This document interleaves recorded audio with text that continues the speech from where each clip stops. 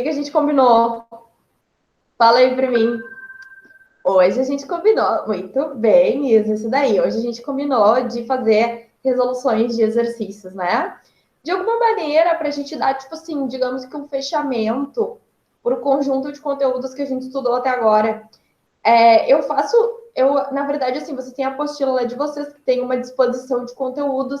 Eu faço uma ordem própria de conteúdos diferente, um pouquinho, porque eu gosto de sempre aglutinar, assim, mais no início do ano, né, nos primeiros meses de preparação para o vestibular, eu gosto de aglutinar conteúdos que, na minha opinião, são conteúdos de nível bem inicial, de nível básico.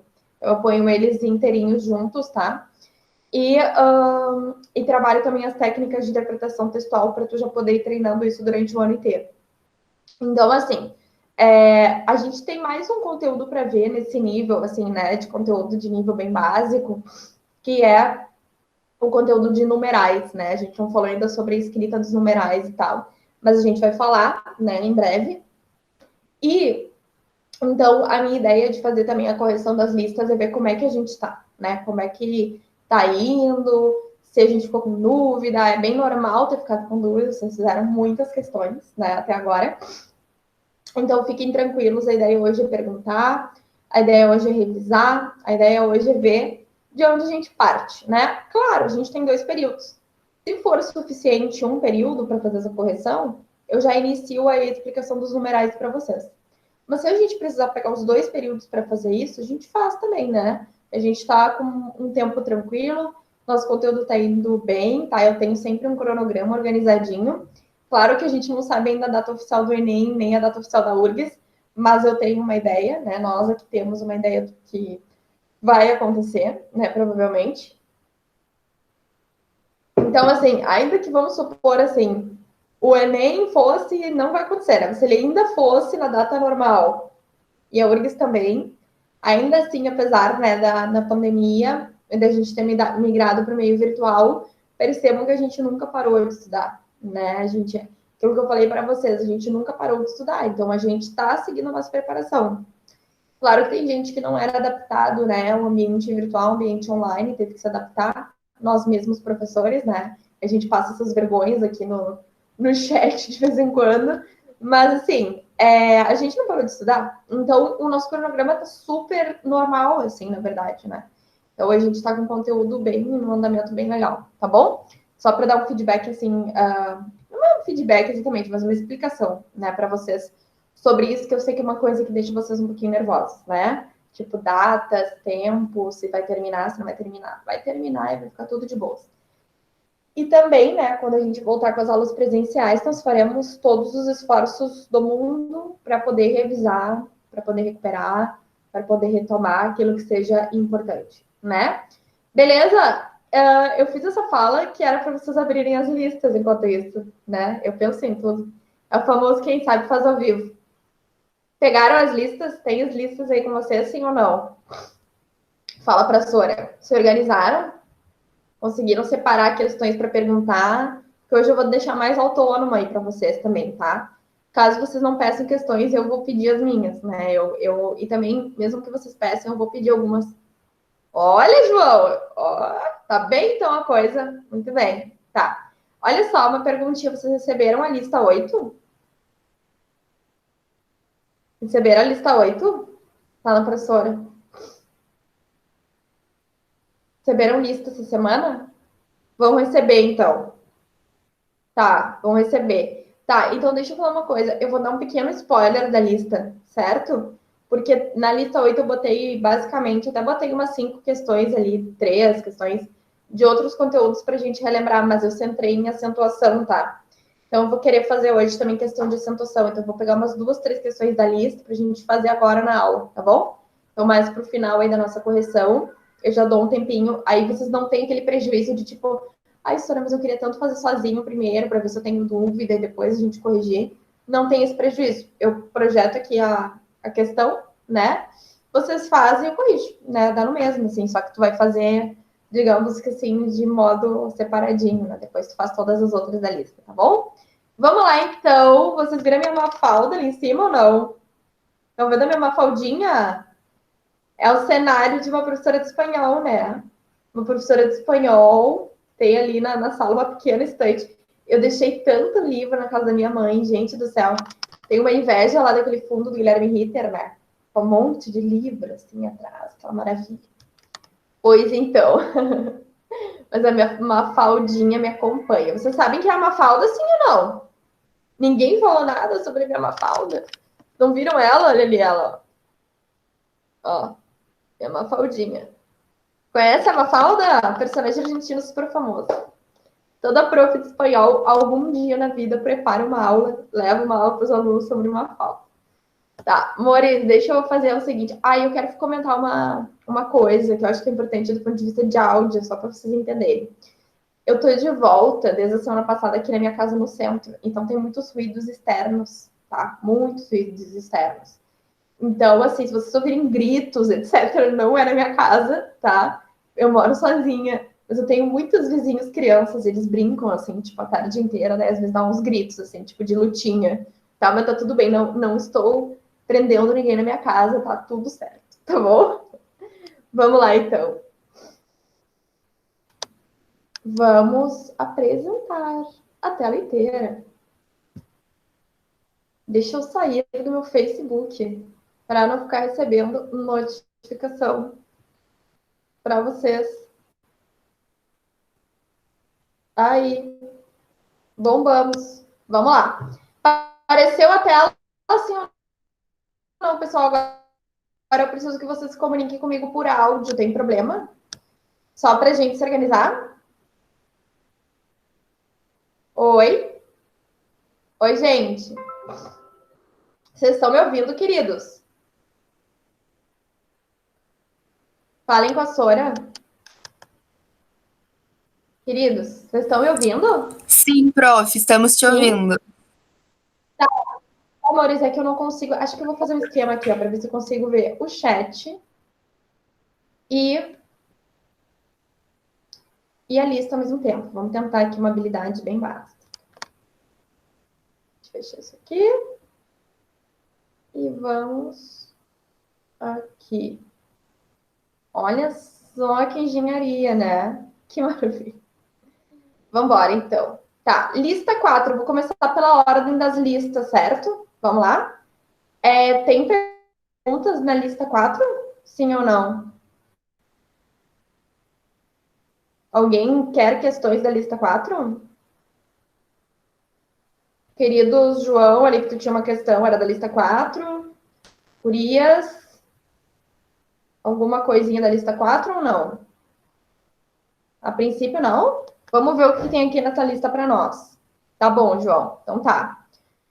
Ó, lista 4. Então, tá? A gente tem esse texto aqui, que é um texto da URGS, que se chama Grafite. É de uma das últimas provas da URGS, é uma poesia. A poesia é um gênero de texto que causa certa dificuldade, pois eu percebo que os alunos, em geral, têm um pouco de receio e acho que tem a ver com o fato da poesia trabalhar mais com elementos, com figuras de linguagem, né? Com elementos metafóricos. Então, figurados também, né? No geral. Então, assim, qual que é aqui um comentário central que eu quero fazer em relação à lista 4 e a esse texto? É que, assim, ó, a gente, quando vai pensar, claro que a gente tem prova de literatura, né? E na prova de literatura, a gente vai ter que pensar na poesia mais assim, enquanto a totalidade, os detalhes do gênero literário, né? Então, como que uma poesia se organiza, né? Pensar nas figuras que estão ali dentro, né? Na linguagem figurada, em várias coisas. Também pensar em escolas literárias, no autor que escreveu, muitas coisas assim. Agora, quando a gente fala de uma poesia dentro da prova de espanhol, da URGS, né, e também do Enem, a gente não vai ficar pensando em elementos literários para analisar a questão, que não é uma prova de literatura, né? É uma prova de língua espanhola. Então, o que a prova vai querer de ti é ver se tu entendeu o texto. Basicamente é isso. Se deu para entender, se tu consegue entender, né? E se tu consegue também fazer uma interpretação a partir das informações que aparecem dentro do texto. Lembrando que só pode interpretar aquilo que o texto diz, né? Então, lembre, compreender é uma coisa, interpretar é outra, né? Interpretar é, por exemplo, aquilo que eu expliquei para vocês assim, ó. Se eu digo que 70% da população brasileira fez a vacina da gripe, eu posso interpretar, então, que mais da metade da população brasileira fez a vacina da gripe, entende? Então, ó, eu compreendo que foi dito 70% e eu interpreto, eu entendo que 70% é mais que a metade, entende? Então, isso é uma interpretação possível. Mas veja que eu não fugi do texto, eu fiquei dentro dele, tá? Então, cuidado. Dentro da URG, só é verdade aquilo que está dito, aquilo que foi mencionado, certo? Então, é assim que a gente vai lidar com a poesia. Aquelas técnicas de interpretação textual, elas valem também para a poesia. Então, a gente vai tratar a poesia como os demais gêneros de texto. O que vale a pena, se vocês quiserem anotar, eu acho que vale muito a pena pensar, é o seguinte. O que você tem que atentar muito quando encontrarem uma poesia? No título, porque o título da poesia ele não vai ser um título normalmente que sintetiza a ideia, né? É diferente do título de uma dissertação, de título de um artigo. O título de uma poesia ele dá algum sinal, digamos assim, para nós, né? Do que vai tratar esse texto. No caso desse texto aqui, o título é Grafite. Se a gente pensar, tem até uma música, né? Grafite, de uma banda de rock ali argentino, se não me engano. Mas, assim, grafite, bom, é grafite, né? Dá para fazer essa relação bem tranquilo.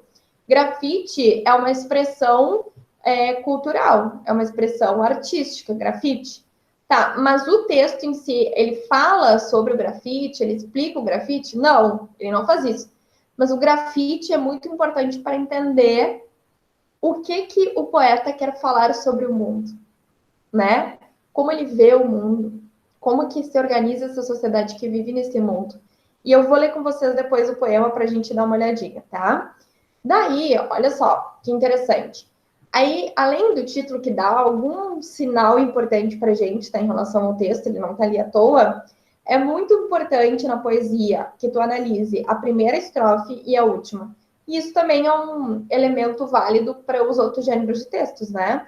A introdução e a conclusão lá dos textos, no geral, vão ser importantes para a identificação de ideia central, tá? Já lembra que tem um outro tipo de questão que se refere a uma parte do texto, aquilo que foi dito em determinado momento do texto, tá? Que normalmente é uma questão que se apresenta em afirmações 1, 2 e 3, ou também em questões de verdadeiro ou falso. Eu quero saber se em relação a essas técnicas de interpretação, se em relação a esse texto teve alguma dificuldade de resolução, se vocês querem que eu comente a questão de interpretação, falem com a Sora, a gente precisa conversar aí durante essa aula.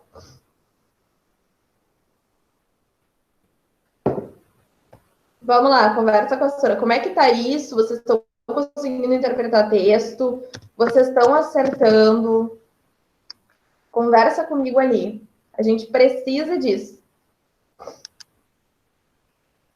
Fala lá comigo.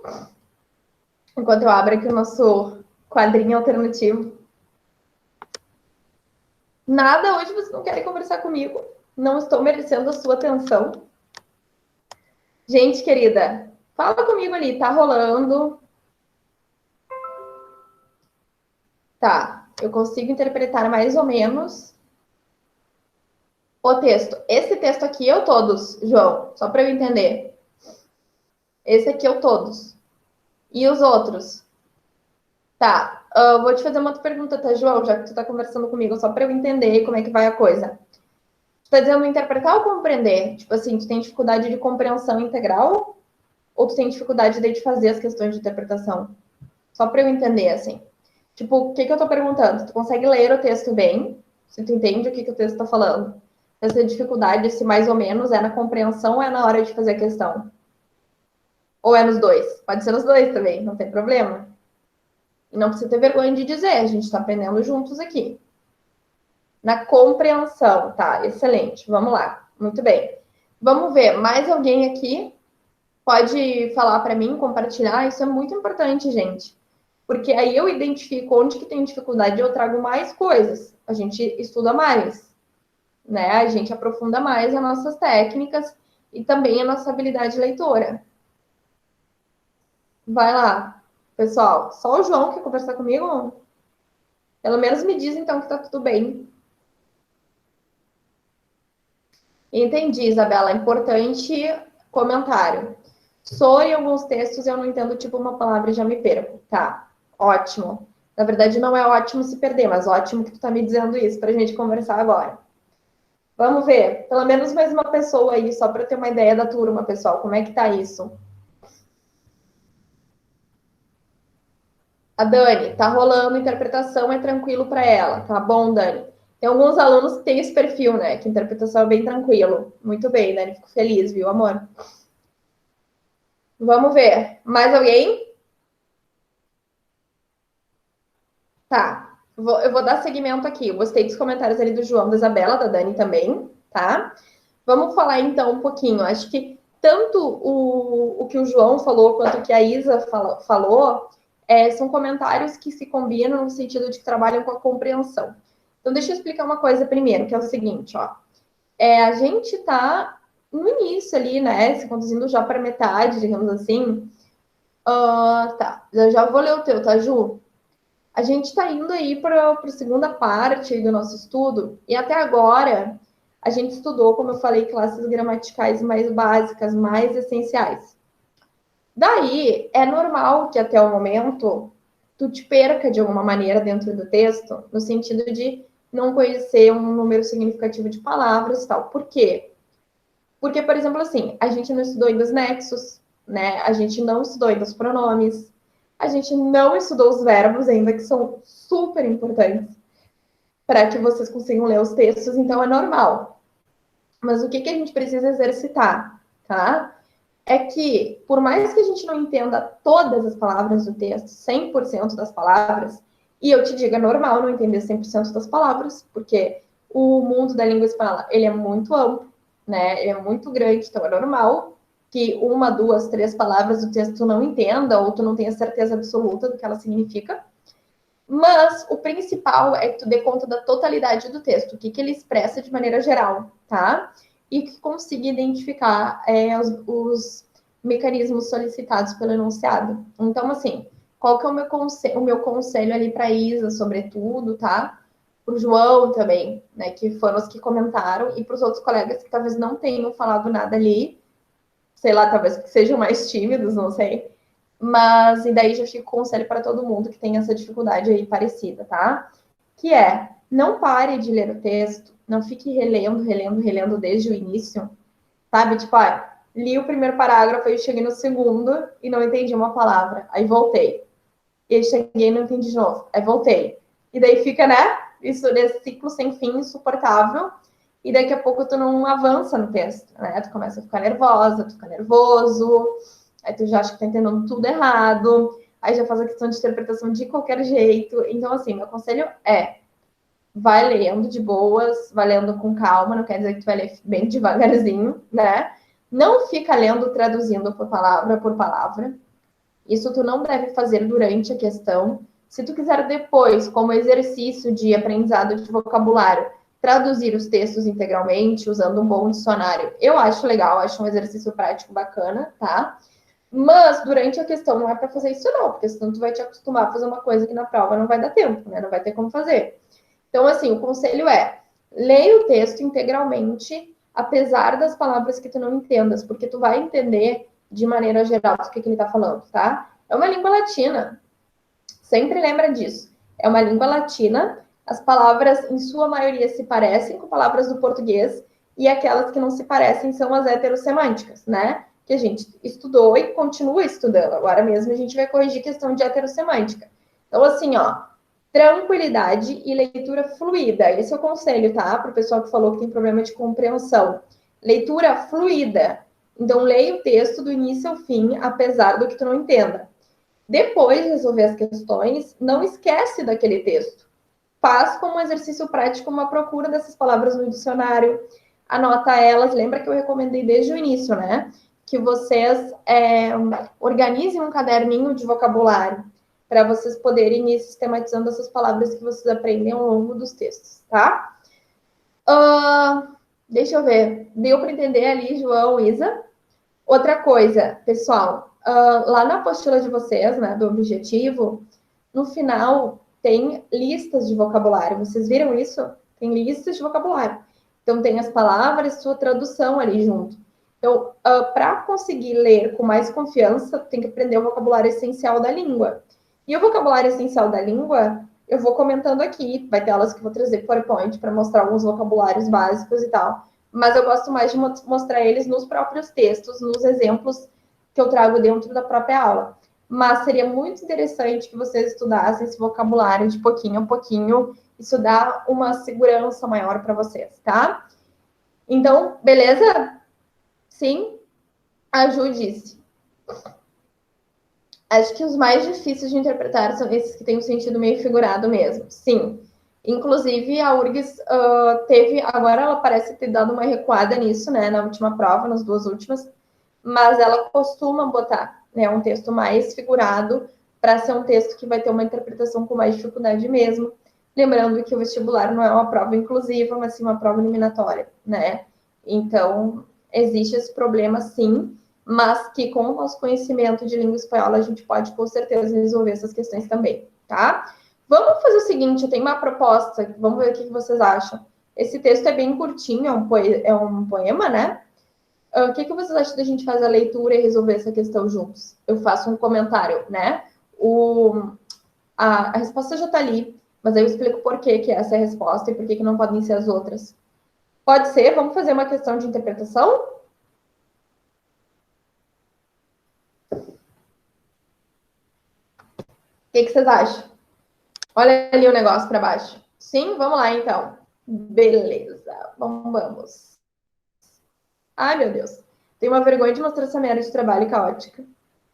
Simbora. Vamos lá, então.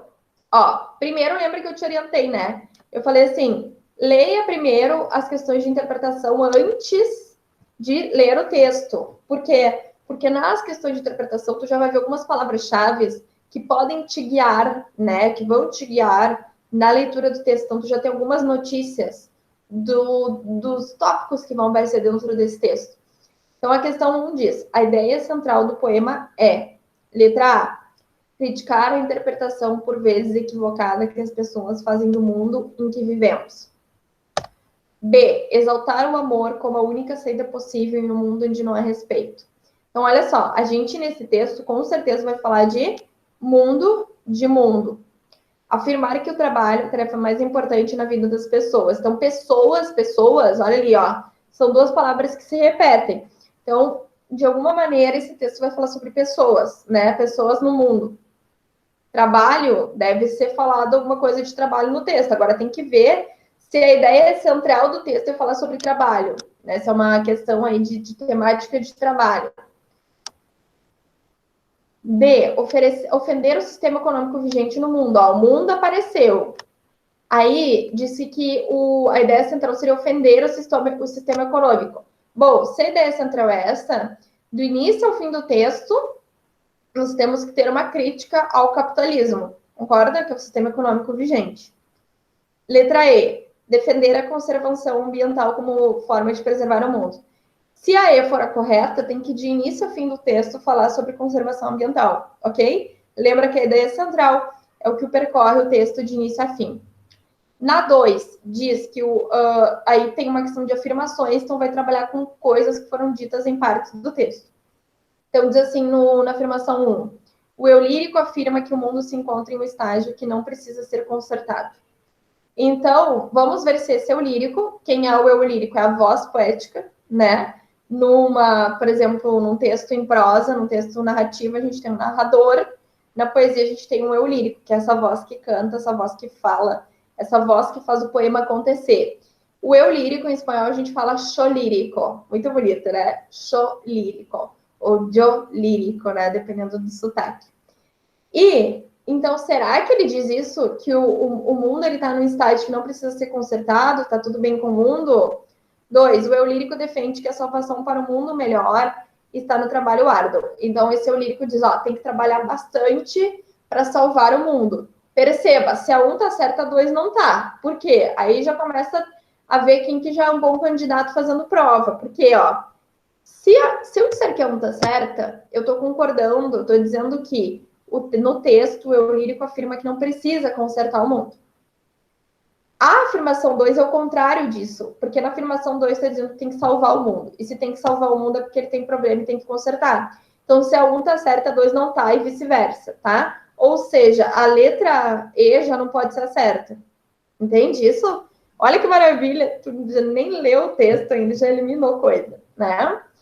E a 3, o eu lírico convoca a sociedade a gritar mais alto para que seja escutada, já que se fala muito e se ouve pouco. Tá, então vamos ver.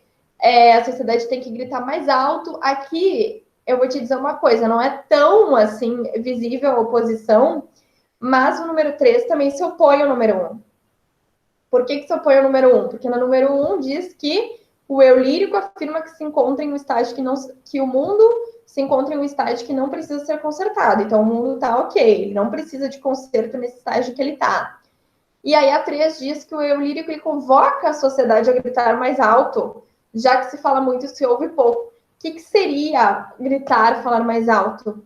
Seria chamar, seria convocar algum tipo de mudança. Então, a 1 e a 3 são contraditórias também. Então, olha só que interessante. Se a 1 e a 3 são contraditórias, a 2 ali, a D também não poderia estar certa. Olha que maravilha. Então, a gente ficou entre a 1, a B e a C, tá? Veja, isso é só técnica de prova. Tu nem leu o texto ainda. Só técnica de prova, tá?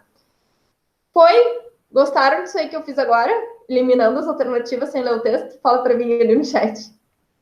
Isso aí são anos, né, pessoal? Fazendo essas provas com vocês, a gente percebe esse tipo de coisa. E aí eu ensino para vocês, eu gosto de mostrar, que daí tu também já pode começar a pensar nisso, né? Tem afirmações que elas se anulam, aí tu pode eliminar. Beleza? Simbora, então. Vamos lá. Vamos ler o texto. O texto se chama grafite, tá? Grafite. Desculpa, pessoal. E diz assim, ó. Porque el mundo es un letrero y la mirada no sabe descifrar sus instrucciones. Un letrero debajo de la lluvia, con la tinta borrosa. La palabra césped cayendo al hormiguero. La palabra pisar cubierta de inscripciones. Y los demás, quién sabe, lejos, como una carta de amor escrita en el aire con los labios. El mundo es una canción que se pierde en la radio sin que nadie la extrañe. La moneda que frotaste en tus manos de niño hasta que fuiste a la tienda y te dijeron que ya no tenía valor porque no tenía dibujos.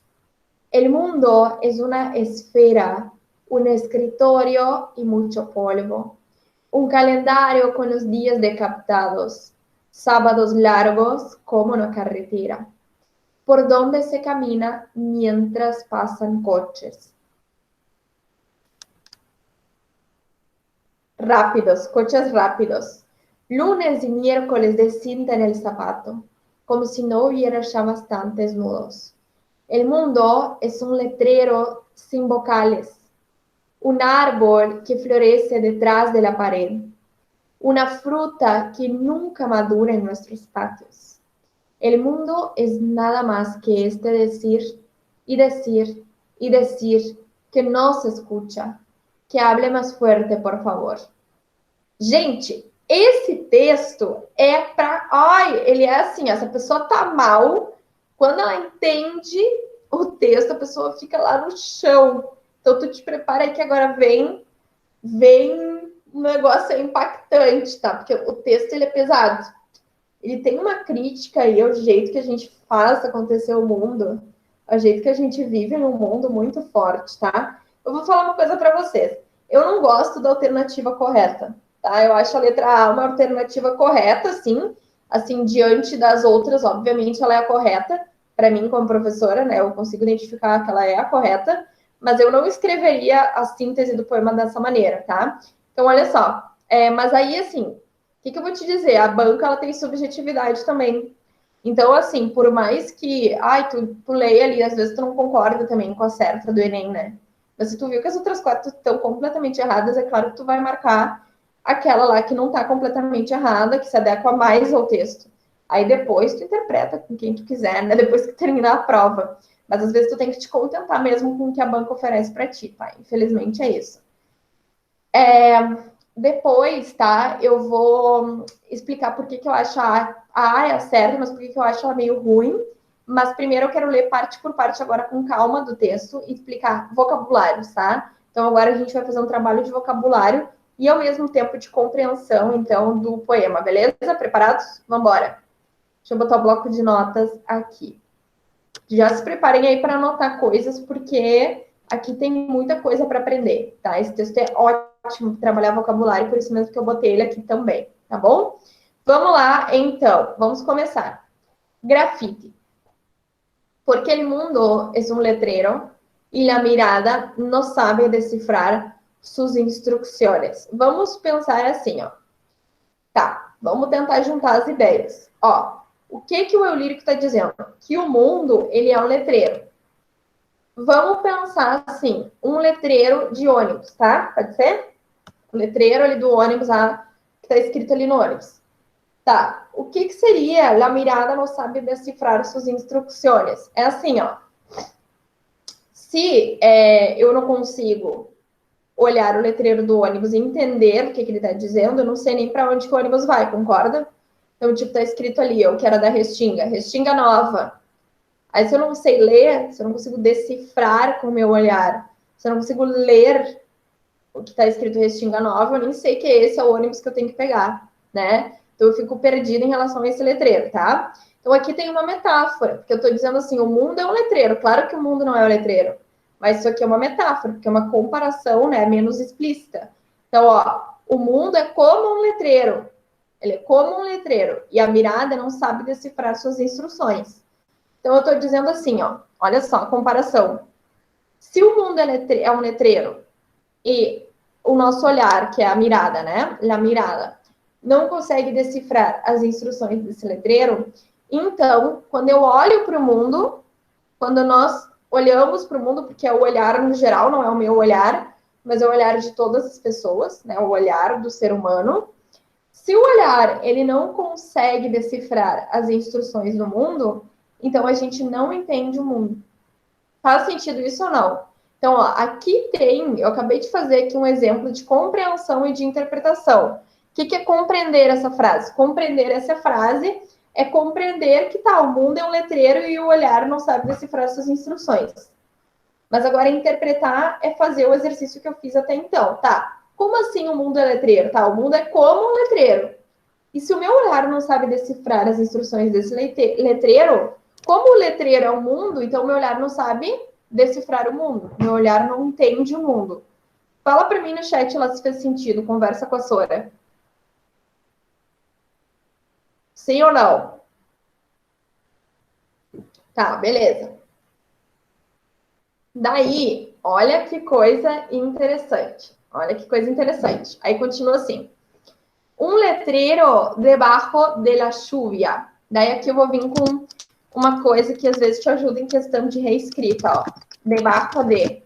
Isso aqui é a mesma coisa que bajo a, tá? Debaixo de e bajo a. Então, poderia dizer um letreiro debaixo de la lluvia ou um letreiro bajo la lluvia ou bajo la lluvia, tá?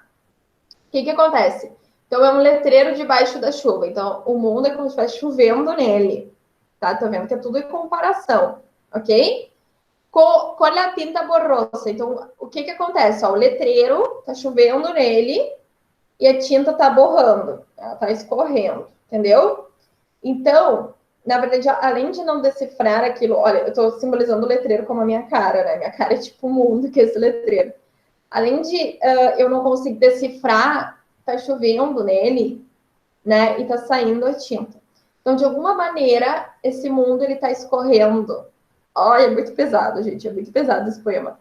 O mundo tá escorrendo, né? Ele tá se desfazendo de alguma maneira. Olha só. Aí fala, a palavra césped, cachendo al hormigueiro. Vamos lá.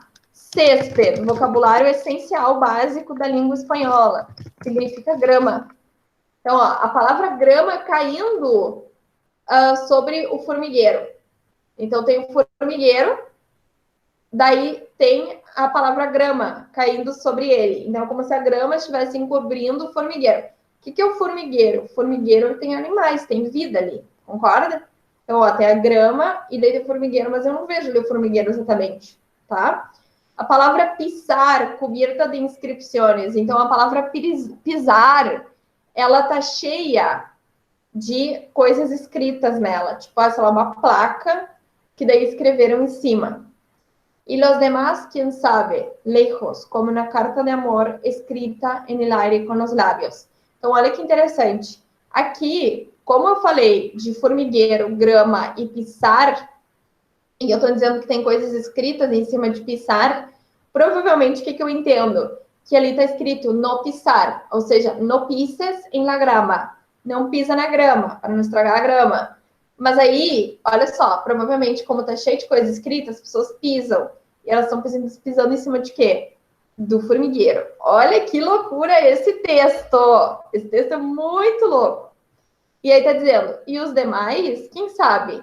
Lejos. O que significava lejos mesmo? Gente, o que significava lejos? Fala pra Sora lá. Qual era a tradução? Lejos.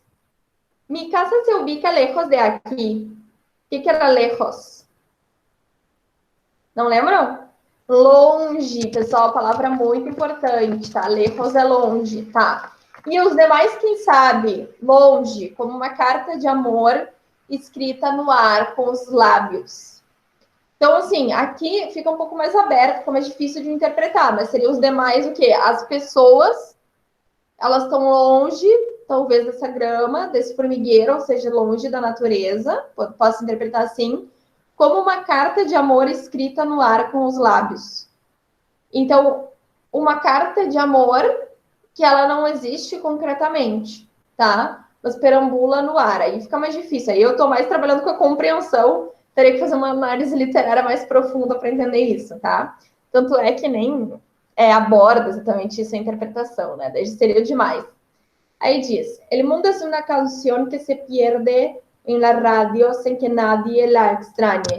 Então, ó, uma canção que se perde no rádio sem que ninguém, nadie, palavra super importante, sem que ninguém a estranhe. Pessoal, eu acho que aqui tu começa a entender a dinâmica do poema. O mundo é um letreiro e as pessoas não olham o mundo, elas não entendem o mundo, elas não veem o mundo, tá? Elas não entendem esse letreiro, o que é o mundo. O formigueiro, ninguém percebe, as pessoas pisam em cima. E a canção, ela se perde. Ai, gente, eu tenho vizinhos fazendo obra, acho que vocês estão ouvindo, né? Vou aumentar até a minha voz aqui. A canção, ela se perde no rádio, porque as pessoas não sentem saudade, sem que ninguém perceba, sem que ninguém dê falta dessa canção, tá? Agora vem a parte que eu acho mais triste. La moneda que frotaste en tus manos de niño hasta que fuiste a la tienda y te dijeron que já não tinha valor porque não tinha dibujos. Aqui vem palavras importantes, tá? Frotaste, eu já vou explicar o que é. Ninho, que a gente já aprendeu que é menino ou criança, né? Depois, hasta, que é uma preposição, a gente não estudou ainda, mas significa até. Depois, tienda, que pode ser uma loja ou também uma barraca, né? Uma tenda, vai depender. Depois, dibujos, que é a palavra fundamental, que são desenhos. Então, olha que pesado. Olha que pesado que está dizendo ali. A moeda que tu esfregaste, que tu esfregou nas tuas mãos de criança. Sabe quando tu é criança e tu fica com aquela moedinha muito tempo na mão? Tu fica lá com aquela moedinha e tal, de 50 centavos, às vezes de 10 centavos carregando, tu acha aquilo muito valoroso.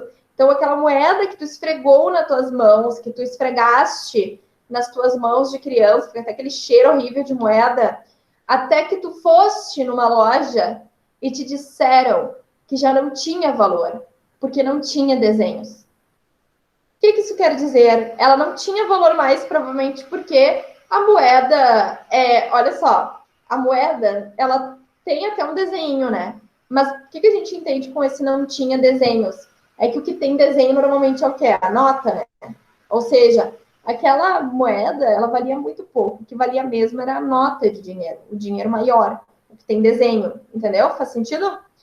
E aí, o que é isso? É uma frustração, né? O que é esse mundo? É um mundo em que uma criança não pode ter uma felicidade com a sua simples moedinha, porque ela não tem valor, né? Olha só, essa parte aqui é a parte que justifica a banca ter criado aquela afirmação sobre o capitalismo, sabe? Só que qual que é o problema da afirmação sobre o capitalismo? É que diz que aquilo ali é a ideia central do texto, mas essa não é a ideia central do texto. Isso aqui é uma parte do texto em que fala sobre esse capitalismo que destrói o sonho da criança ali, né? Basicamente é isso. Aí diz assim, el mundo es una esfera, un escritorio y mucho polvo. Olha aqui, a semântica. Escritório, escrivaninha. Polvo, não é polvo, significa pó.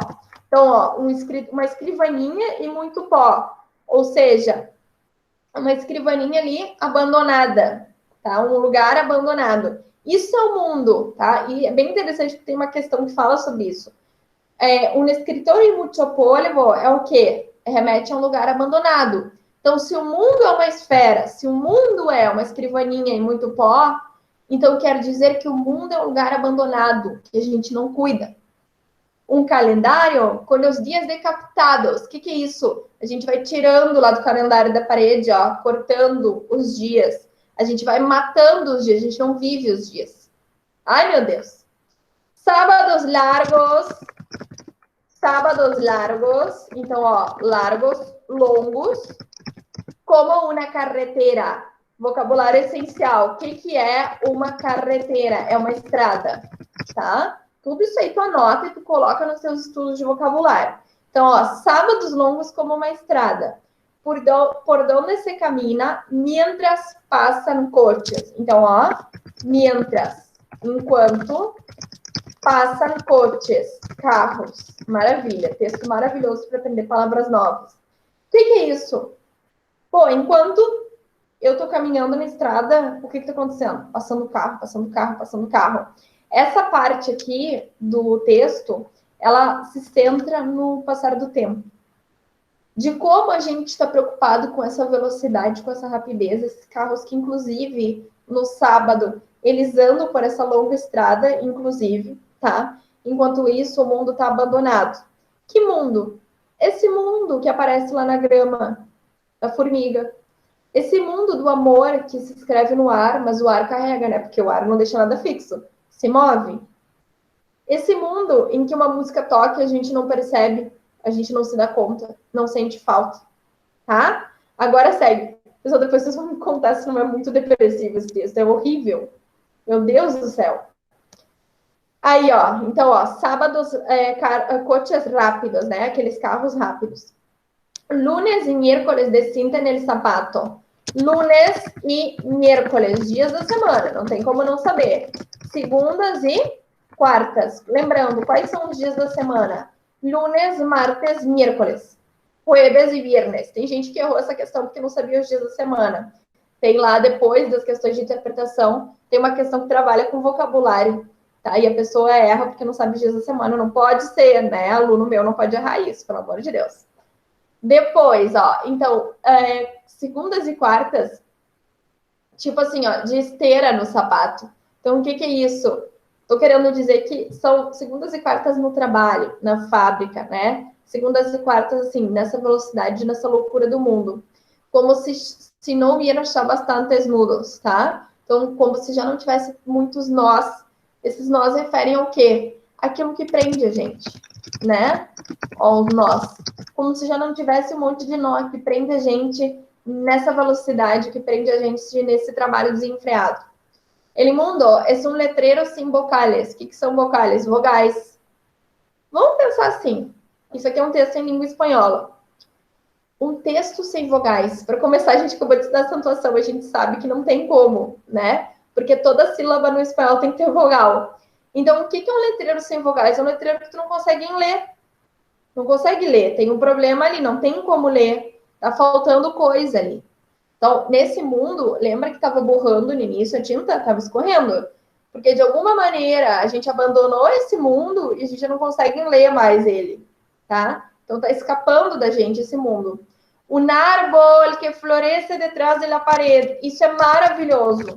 Uma árvore, lembrando que árvore não é uma palavra que se inclui na eufonia, né? É uma palavra masculina. El árbol, tá? E é uma heterogenérica também. Gente, sabe aquela imagem que tem, assim, na internet muito, aparece no Instagram, nas redes, que é tipo assim, ó, pensando assim, um chão, uma estrada, e daí tem uma rachadura e tem, tipo assim, ó, uma florzinha nascendo. O que isso simboliza? Simboliza a natureza tentando aparecer em meio ao ambiente urbano, certo? Então, o mundo tentando se mostrar em meio ao ambiente urbano. Então, a gente vai lá, põe a parede, a gente não vê o mundo, a gente tapa o mundo, mas ele de alguma maneira resiste. E aí diz, uma fruta que nunca madura em nossos pátios. Uma fruta que ela não consegue amadurecer nos nossos pátios. Talvez porque aquele solo não tenha qualidade, talvez porque a gente nem olhe para essa fruta. E tudo bem se ela não amadurecer, porque a gente nem está observando. El mundo es nada más. Este decir y decir y decir que no se escute. Que hable mais forte, por favor. O mundo, ele não é nada mais que este dizer que não se escuta. Então, enquanto isso está acontecendo, enquanto a gente não vê o mundo, não vê a natureza, não vê o mundo, né, no que é o mundo de maneira mais ampla, que não é só o trabalho, que não é só a correria, que é a música, que é o amor, enquanto a gente não vê o mundo, a gente diz, a gente fala e não se escuta. E não se escuta como sociedade. E aí o eu lírico faz um chamado. Que falem mais forte, por favor. Que falem mais alto, por favor. Ou seja, falem mais alto. Para talvez a gente poder se entender. Tá? Meu Deus do céu. Diz pra Sora o que vocês acharam ali do texto. Hein? O que vocês acharam aí desse texto? Fala pra Sora. Diz ali. Deu para entender? Fez sentido o texto agora? Fala com a Sora. Tô esperando aí vocês.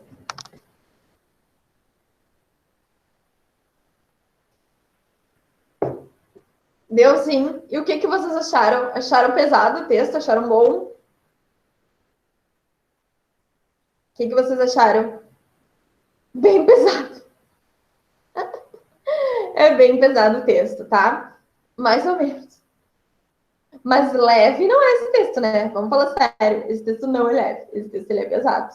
Eu acho pesadíssimo. Eu lembro que quando... Sim, Júlia, eu também acho. Eu acho muito ruim essa alternativa. Eu acho ela bem ruim, tá? Mas dá para ver que não são as outras, né? Agora eu vou mostrar por quê. Mas eu achei a alternativa, sabe? Assim, tipo, a alternativa podia... O resumo do poema para mim seria assim, ó. O eu lírico demonstra como o ser humano está desconectado do mundo, sabe? Como o ser humano não percebe o mundo, não vê o mundo, entendeu? Mas não é que o ser humano faz uma interpretação equivocada do mundo. Acho que dizer que faz uma interpretação equivocada do mundo não é uma boa frase sobre o texto. É que o ser humano não se conecta com o mundo. O mundo está ali e ele está o quê? Fazendo outras coisas. Né? Ele está vivendo o mundo de maneira desumanizada, quase. Desumanizada, alienada, né? Vocês sabem que a alienação é um conceito marxista que é um conceito muito mais amplo do que se usa hoje em dia. Não sei se vocês já estudaram em sociologia, em história, mas a alienação é estar alheio. Esse é o conceito marxista de alienação. Por que eu estou falando disso? Para vocês entenderem. Porque às vezes vai aparecer alienado, tá? Para vocês entenderem. E eu escolheria essa palavra se eu fosse banca para fazer a letra A ali. Porque, para mim, esse texto é uma demonstração de como o ser humano está alienado do mundo. Como assim alienado do mundo?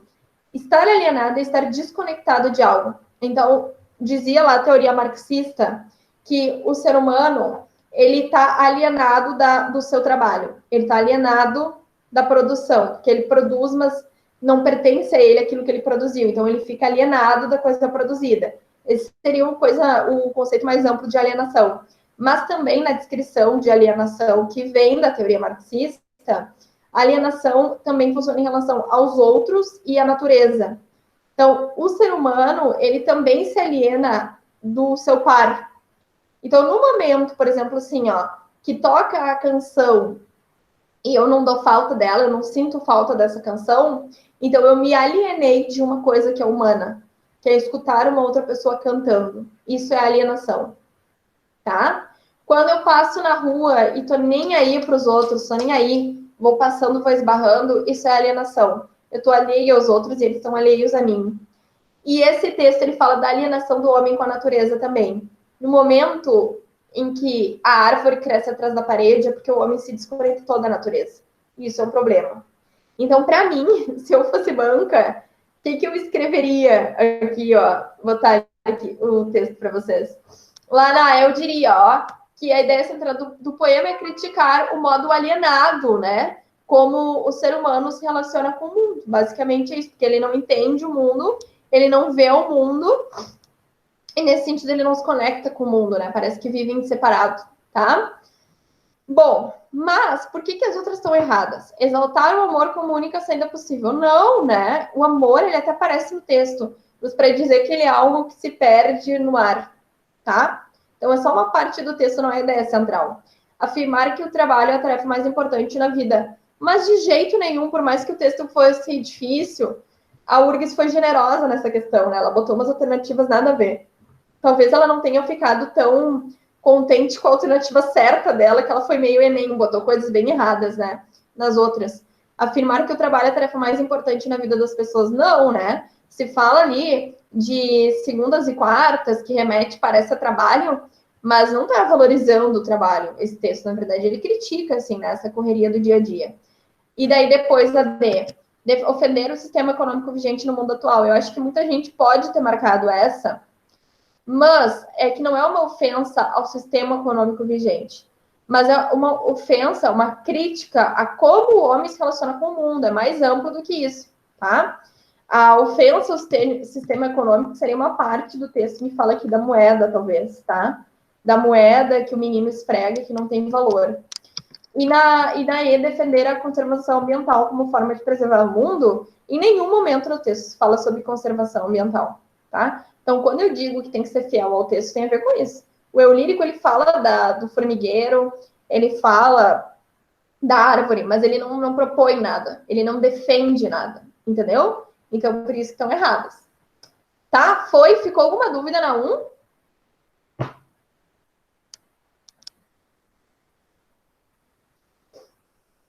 Não? Bom, vamos lá. A 2. Considere as seguintes afirmações sobre o texto. Vamos ver. O eu lírico afirma que o mundo se encontra em um estágio que não precisa ser consertado. Nada a ver, esse mundo tá todo problemático, né? O eu lírico nunca afirma isso, ele não afirma isso, tá falso. O eu lírico defende que a salvação para o mundo melhor está no trabalho árduo. Não, né? Nada a ver. Ele não defende isso.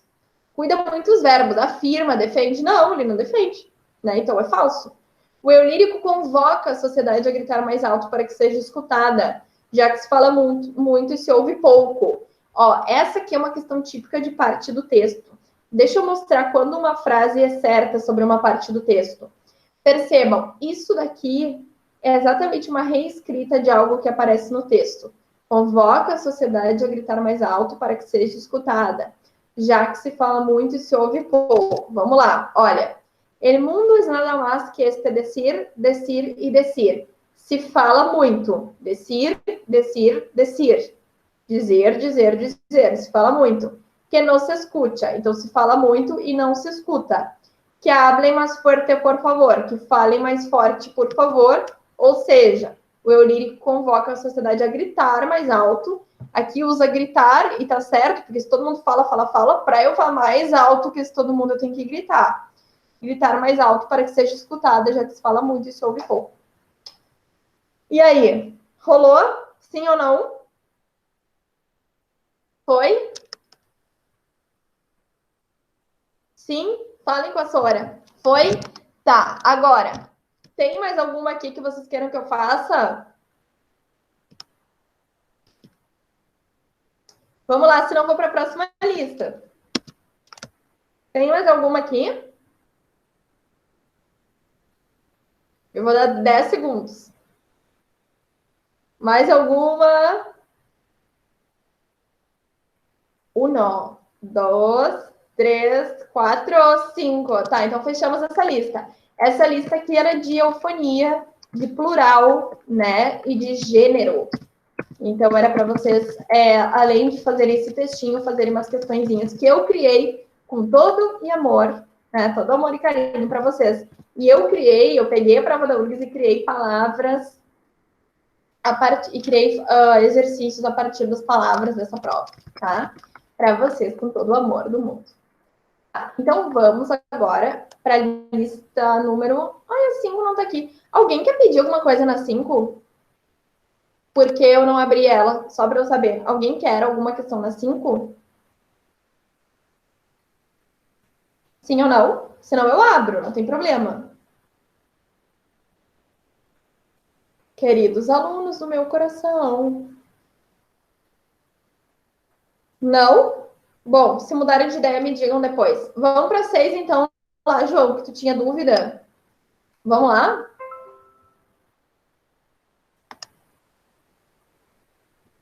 Vamos ver aqui. João, diz para mim no chat aí o que tu gostaria de pedir. Vou ver um negócio. Aqui, exibição. Modo de leitura.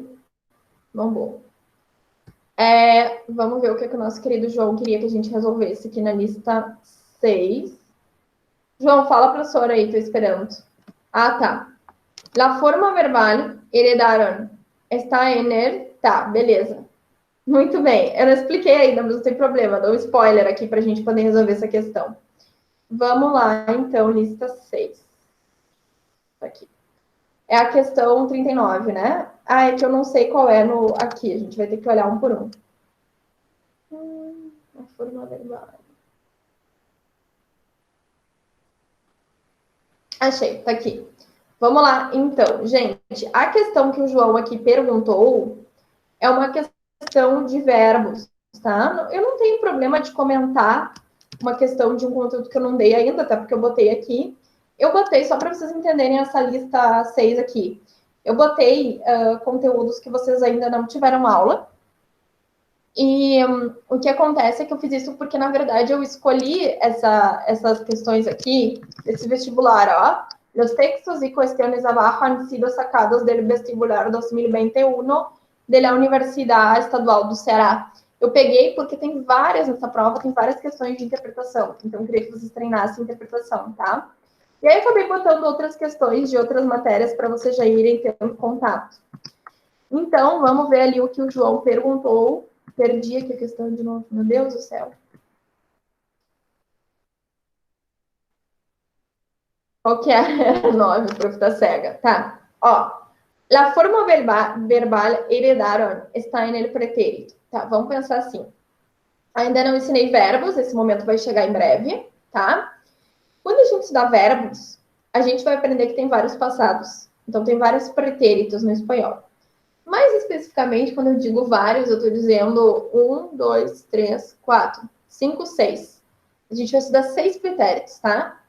Porque a gente é uma turma de medicina. Então, a gente vai estudar tudo que pode cair mesmo, até o menos improvável, a gente estuda lá para se preparar para a prova. Daí, o que acontece? Em espanhol, eu tenho, assim, primeiro uma divisão central entre pretérito perfeito e pretérito imperfeito. O que é isso? O pretérito perfeito, ele fala de uma ação que aconteceu e terminou no passado em determinado momento. Por exemplo, yo heredé, yo compré, yo me mudé, ellos se mudaron de casa e fueron a vivir em tal lugar. Estou narrando coisas que aconteceram, foram acontecendo. Aí o pretérito imperfeito, o pretérito perfeito, ele fala de ações que no passado elas eram contínuas, ela tinha uma frequência. Aí eu posso pensar na minha infância, eu posso pensar assim, quando eu era niña, eu jogava com meus amigos, eu dormia hasta tarde, eu hacía muitas coisas. Então, coisas que eu fazia, que eram contínuas no passado, elas não aconteceram pontualmente num dia em específico. mas elas aconteciam com frequência no passado. Então, essa divisão central entre pretérito perfeito e pretérito imperfeito, tá?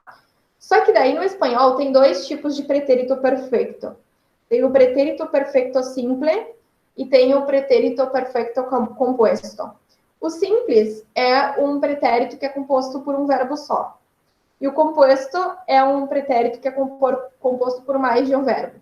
Então, eu poderia dizer assim, ó, yo comí tal comida en el almuerzo, ou então, yo he comido tal comida en el almuerzo.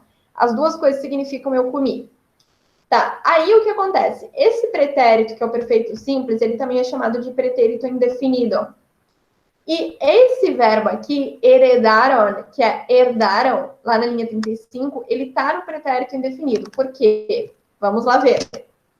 Olha o que diz, ó, na linha 35. Los romanos heredaron la tradición de la escultura griega. Então, ó, os romanos herdaram a tradição da escultura grega. Eles herdaram. Essa foi uma ação que aconteceu pontualmente. Em determinado momento da história, eles herdaram isso. Isso ficou para eles. Não é que eles herdavam, eles herdaram. Ação pontual no passado, pretérito perfeito. Como só está escrito um verbo, herdaram, então esse é pretérito perfeito simples, é o pretérito indefinido, certo? Falei um monte de coisa aqui, depois eu vou explicar isso aí em aula, né, em minúcias. Mas por enquanto é só para vocês terem uma ideia geral. Aí, João, chegando no plusquamperfecto. Sabe Spotify Plus? O que é o Spotify Plus? É o Spotify que tem mais benefícios. E Plus, em inglês, se eu não me engano, também é mais, né? Tem a ver com isso. Então, quando eu falo plusquamperfeito, eu estou falando do passado que ele é mais que perfeito. Mais que perfeito, que existe em português também. Como que eu usaria isso? Eu diria assim, ó, por exemplo, ó. Quando cheguei a minha casa, mi hermana havia preparado um pastel. Veja bem, quando eu cheguei a minha casa, minha hermana havia preparado um pastel. O que acontece aqui? Quando eu cheguei, eu tenho aqui uma ação passada que aconteceu em determinado momento. Cheguei, né? Terminou, começou e terminou no passado. É diferente de chegava, que dá uma ideia de continuidade no passado. Isso aqui é pontual. Quando eu cheguei, pretérito perfeito. Simples, também chamado de pretérito indefinido. Aí diz assim, ó, minha irmã havia preparado um pastel. Pastel em espanhol lembra que significa bolo, é uma heterossemântica. A minha irmã tinha preparado um bolo, ela preparara um bolo. Posso traduzir assim para o português também. O que é esse havia preparado? São dois verbos, uma locução verbal que compõe um tempo que é o plusquamperfeito, que é o mais que perfeito. O que faz esse tempo? Esse tempo, ele, da mesma maneira que no português, né, que o mais que perfeito do português, o plusquamperfeito, ele fala de uma ação passada que aconteceu antes de outra ação passada, dentro do texto. Então, qual é a primeira ação passada com a qual eu tenho contato no texto? Cheguei. Eu cheguei. Só que o que tinha acontecido antes de eu chegar? A ação de preparar, de fazer um bolo. Então, o que aconteceu primeiro? Chegar ou fazer um bolo? Fazer um bolo, porque para que eu chegasse em casa e encontrasse o bolo pronto, é porque a ação de fazer o bolo aconteceu antes. Então, ó, cheguei a minha casa, mas antes, minha irmã preparou um pastel. Então, como ela fez isso antes, o que eu tive que fazer? Escrever o preparar um pastel no plusquamperfeito. E como que eu sei que um verbo está no plusquamperfeito? Que um tempo, né, é o plusquamperfeito. Esse tempo, ele sempre é composto pelo verbo habia, mais um outro verbo no particípio, que termina em ado ou em ido. Então, havia preparado é plusquamperfeito, tá? Então, é isso, gente. Ó, heredaram está no indefinido, porque é uma ação pontual, certo? Então, o pretérito perfeito simples, tem só um verbo na composição do tempo, e o plusquamperfeito é o mais que perfeito. Gente, nunca na minha vida acho que expliquei isso tão rápido. Deu para entender, João, mais ou menos? Lembrando que depois eu vou detalhar isso, né? A gente vai ter aula de verbos. Fez sentido? Rolou? Então tá. Vamos ver. Gente, vamos lá. Tem pedidos de questão? Como é que é? A gente tem ali uns 17 minutinhos. Estou aguardando. Vocês não fizeram as listas, estou começando a desconfiar. E vocês não fizeram as listas. E aí? Eu não entendi direito a 40, tá? Então deve ser a 10, né, Ju? Deve ser a 10 da 6 ali. Deixa eu ver aqui. Ai, meu Deus. Aqui. Agora, aqui. A 10. Essa aqui, querida. Diz, professora, ao final do texto se diz que as esculturas de madeira podiam preservar diversas cores, tá? Vamos ver, que é muito texto. Deixa eu me lembrar do que ele está falando, só um pouquinho. Mantinha um caráter unicamente religioso. Tá, então assim, a primeira coisa, ó, Ju, essa questão, ela é uma questão que, por mais que ela não esteja organizada em 1, 2, 3, ou em verdadeiro ou falso, ela é uma questão sobre partes do texto. Por quê? Porque ela não está perguntando tudo sobre o texto. Ela não está pedindo a ideia central, né? Não está pedindo o tema. Ela está pedindo o que se fala no final do texto, bem específico, né? O que se diz no final do texto 2 sobre as esculturas. Então, aqui, o que coloca de opções? Que se fala que as esculturas mantinham um caráter unicamente, somente religioso, que conservavam os mesmos materiais primitivos. Então, as esculturas conservavam os mesmos materiais primitivos. Já apresentavam finalidades laicas, ou seja, não religiosas. Que as esculturas de madeira podiam apresentar diversas cores. Então, o que nós vamos fazer? Nós vamos ir para o final do texto 2, vamos procurar a palavra esculturas e vamos ver o que se diz sobre elas. Vamos lá. Diz assim, ó, vamos procurar esculturas. Tá, escultura fala aqui no início. O final do texto eu já leria a partir daqui, ó, tá? Porque como são 2 parágrafos, vale a pena. Vocês conseguem enxergar? Ai, meu Deus, cometi um erro, eu acho. Tá dando para enxergar? Eu vou ler para vocês. Ó, los primeros nombres de escultores que han llegado hasta nosotros son los de la Grecia clásica, de los cuales no quedan apenas obras originales. Então, os primeiros nomes de escultores que chegaram até nós são os da Grécia clássica, dos quais não ficam apenas obras originais. La escultura griega floreció entre los siglos 5 y 3 antes de Cristo. Los romanos heredaron la tradición de la escultura griega y sobresalieron en el retrato. Então, os romanos herdaram a escultura, mas se sobressaíram no retrato, na pintura. Los temas de la escultura fueron casi exclusivamente religiosos en la Edad Media. Então, os temas da escultura foram quase totalmente religiosos na Idade Média. En España, desde el siglo XVII, las cofradias, né? Então, como é que chama? Congregações, tá? Como é que eu posso dizer isso? Acho que as congregações religiosas, né? Encargaram para as procissões da Semana Santa taxas de Jesus e de la Virgen em madeira policromada, tá? Então, o que seriam? Esculturas, tá? Taxas, esculturas de Jesus e da Virgem em madeira policromada. Policromada é o quê? Que tem muitas cores. La escultura del siglo XX busca nuevos materiales, como el acero, los plásticos y el metacrilato. Tá? Então, acero, o aço, os plásticos e o metacrilato, não tenho ideia do que seja, mas eu acho que tem a ver com metal, né? El escultor actual hace lo mismo que el escultor primitivo. Utiliza los materiales que tiene a su alcance, ¿vale? Então, vamos ver lá de novo o que se afirma. Que as esculturas mantinham um caráter unicamente religioso. Isso se diz, tá, em relação à questão da Idade Média, tá? Então, na Idade Média. E aí, depois aqui fala de outros temas também, né? Das esculturas. Então, não quero dizer que seja só religioso, quero dizer que era religioso na Idade Média, certo? Só que século XVII já não é, né? Idade Média. Então, veja bem, no final do texto a gente não está falando da Idade Média, a gente já está falando da Espanha e a gente está falando daquelas questões lá de Jesus, das procissões, ok? Depois, Vamos ver aqui. A Sora está cega, voltando. Conservavam os mesmos materiais primitivos. E aí diz, o escultor atual faz o mesmo que o escultor primitivo, utiliza os materiais que têm a seu alcance. Veja bem, aqui é um problema.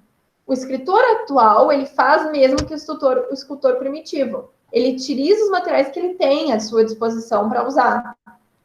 Mas isso não quer dizer que ele use os mesmos materiais. Faz sentido, veja como essa questão era mau caráter. Bem mais difícil que a da URGS até. Ela não quer dizer que ela te confunde, mas cuida bem o que o texto está dizendo. Então, sim, o escultor de hoje, ele usa os mesmos materiais de ontem. Mas isso não quer dizer que ele... Aliás, ele usa os materiais que ele tem ao seu alcance também. Mas isso não quer dizer que ele usa o mesmo material antigo. Até porque hoje tem muito mais material. Faz sentido isso, Ju? Tá fazendo sentido? Tá, e aí diz, já apresentavam finalidades laicas. Não fala sobre isso aqui, né? Não diz sobre o tema aqui depois, né, no final, que tem finalidade laica. Até porque na Espanha a finalidade não é laica, tá? Ou seja, ela é religiosa na Espanha.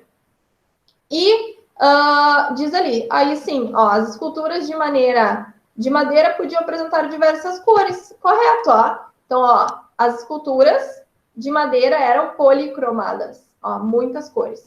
Então, lembra, uma questão de partes do texto, ela é uma reescrita de algo que foi dito no texto. Então, acabou de reescrever ali o que foi afirmado sobre essas esculturas ali de madeira. Fez sentido, Ju? E o resto dos alunos também? Sim? É bom corrigir questão de interpretação, né? Eu acho super valoroso. Tem mais alguma aqui que vocês precisem? Das 6, ou eu posso fazer uma questãozinha de acentuação com vocês? Queria só ver mais uma de heterossemânticas e fazer uma de acentuação. Mas se tiver ainda aí, pode pedir. Fala para a Sora. Estou aguardando, para a gente não perder tempo.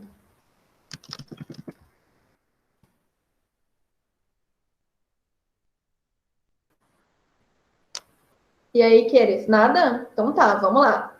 Gente amada do meu coração.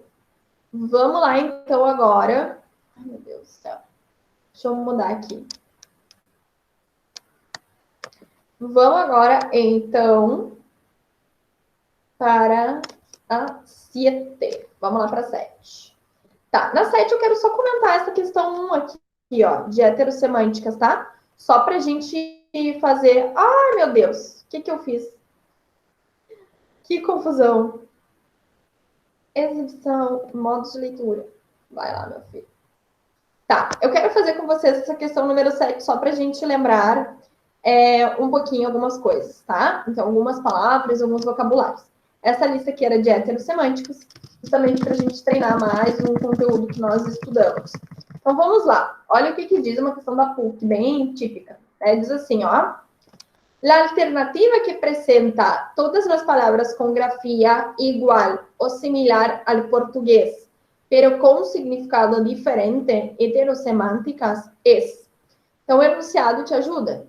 Né? Ele está te explicando ali o que é heterossemântica, ele poderia simplesmente não explicar. Daí, vamos ver aqui. Lá na letra A, eu tenho a palavra azar, que é uma heterossemântica, tá? Então, azar significa acaso.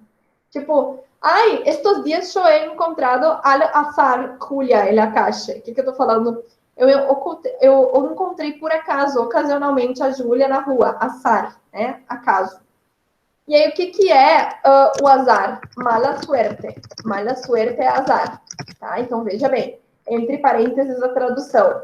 Daí, mala suerte não é heterossemântica é azar, né? Pálico não é uma heterossemântica, é palco. E costumbre não é uma heterossemântica, é uma heterogenérica. Veja como as provas misturam os conceitos. Costumbre, eu digo lá costumbre, palavra feminina em espanhol, ou costume, palavra masculina em português. Então, heterogenérica. Agora, surdo. Surdo em espanhol significa canhoto em português, tá? Então, eu sou surda, eu sou canhota. Como é que eu digo daí surdo? Sordo, ¿vale? Entonces, surdo é heterossemântica, é uma heterossemântica. E sordo, daí é surdo, é a pessoa que não escuta. Soy surda, eu sou canhota. Canhota. Soy sorda, daí eu sou surda, eu não escuto. Ok? Daí, largo é uma heterossemântica, porque parece largo, mas é longo. Só que estreito não é uma heterossemântica. Significa estreito, é um cognato, não é um falso cognato, uma palavra que realmente tem o mesmo significado da palavra com que se parece em português. E lembrando que se eu quiser dizer que uma coisa é larga em espanhol, eu digo que essa coisa é ancha. Então, ancho, daí sim é largo, tá? Estreito, estreito. Tá, vamos lá. Angosto era uma palavra que significava o quê? Estreito, ok? Aí depois, tarea significa tarefa, até aqui tudo bem. E aí, brinco é uma heterossemântica. Por que brinco é uma heterossemântica? Porque é um pulo. Ó, brincar em espanhol, brincar é pular. Como que é brincar daí? Né? É julgar. Tipo, brincar com mis amigos, jugar com mis amigos. Pero brincar é el muro, pular o muro. Então, brinco é um pulo, certo? Tá aí tudo bem? E aí, como é que é, então, brinco, né? De botar na orelha? Pendiente, porque pende. É muito legal isso aqui, tá? Vários vocabulários hoje a gente aprendeu. Então, ó, a C não é porque não são todas heterossemânticas. Agora, comedor. O que é comedor? Parece uma pessoa que come muito, né? Mas um comedor é um restaurante, tá? Existe a palavra restaurante também em espanhol, mas comedor seria... Comedor é muito usado para, tipo, comedor universitário, restaurante universitário, restaurantes grandes, um comedor, tá? Restaurante. Essa a gente poderia considerar uma heterossemântica, porque se parece com uma coisa do português, mas significa outra. Mas manter, não, porque manter é uma toalha de mesa.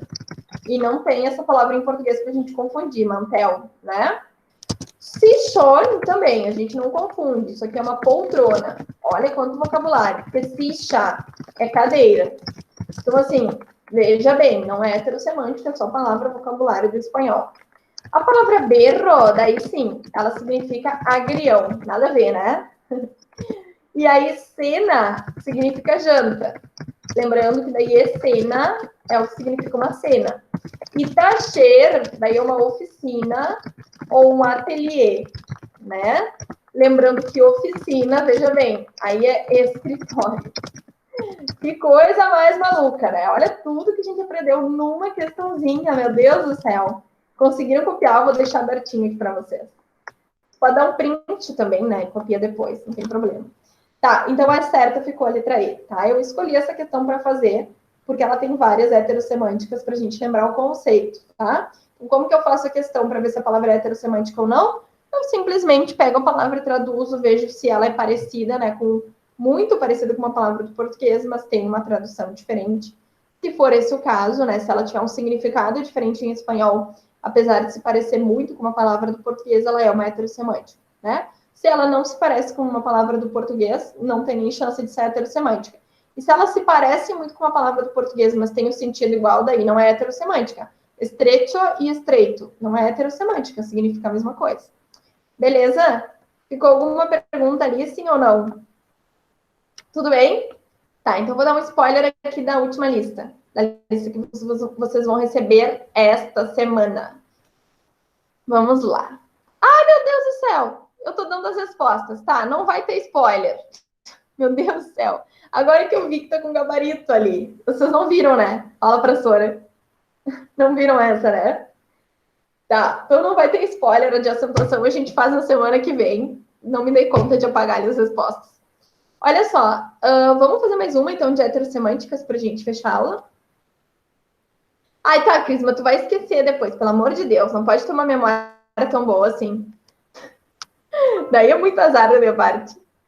Tá, vamos lá, então. Deixa eu ver aqui uma legal.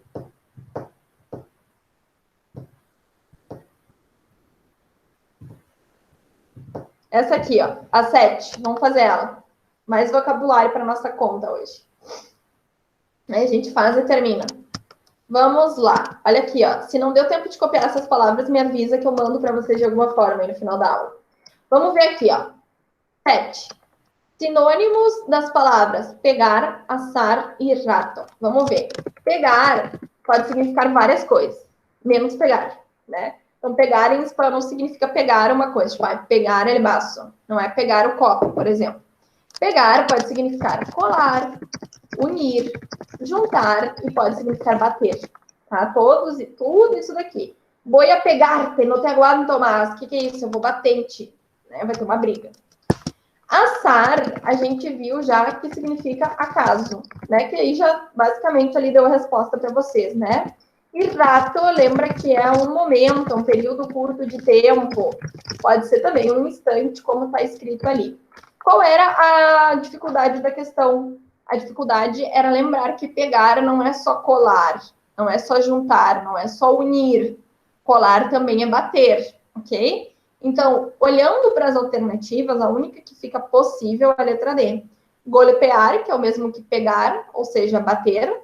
Acaso, que é o mesmo que assar, né? Casualidade. E instante, que é a mesma coisa que um momento, um instante, um período curto de tempo. Sinônimos. Só que vale a pena comentar algumas palavras. Colar é coar. Então, olha que interessante. Pegar é colar, ou é unir, ou é juntar, ou é bater. Colar, daí é coar. Olha que interessante. Aí, correr é pegar ou relacionar-se. Eu vou deixar com 3 pontinhos, porque correr seria relacionar-se sexualmente. Mas na prova, tu não vai parecer assim, tá? Na prova, não, porque isso aqui é a linguagem muito coloquial, esse sentido de relação sexual do verbo correr. Então, correr, a tradução na prova você pegar sempre, né? Tipo, correr no autobus, pegar um ônibus. Correr las chaves, pegar as chaves, tá? Isso vai ser o sentido. Aí, depois, echar. Esse verbo tem muitos significados, tá? Mas um significado seria jogar fora, seria colocar, tá? Echar. Tipo uma receita na Ana Maria Braga. Ela vai dizer assim, se fosse Ana Maria Braga hispânica, ela diria, ahora echa las cebollas en la olla. Oxa. Oxa é panela. Então, o que ela estaria dizendo? Joga as cebolas na panela. Echa, ou seja, coloca, joga. Então, echar. É trecho, né? Aderir, desgraça, desgraça. E raton é simplesmente o animal, né? O rato, tá? O roedor, o rato. Então, por hoje a gente para por aqui. Acho que foi bem produtiva a aula, na minha opinião, sim, tá? Tô feliz. Olha tudo que a gente viu de vocabulário. Eu vou até selecionar aqui, ó, e já vou mandar tudo ali para vocês no WhatsApp, tá? Eu vou mandar no WhatsApp ali da Jéssica e ela passa para vocês. Belezura? Pode ser, tudo certo? Gostaram da aula, sim ou não? Gostam de corrigir questões? Fala, professora.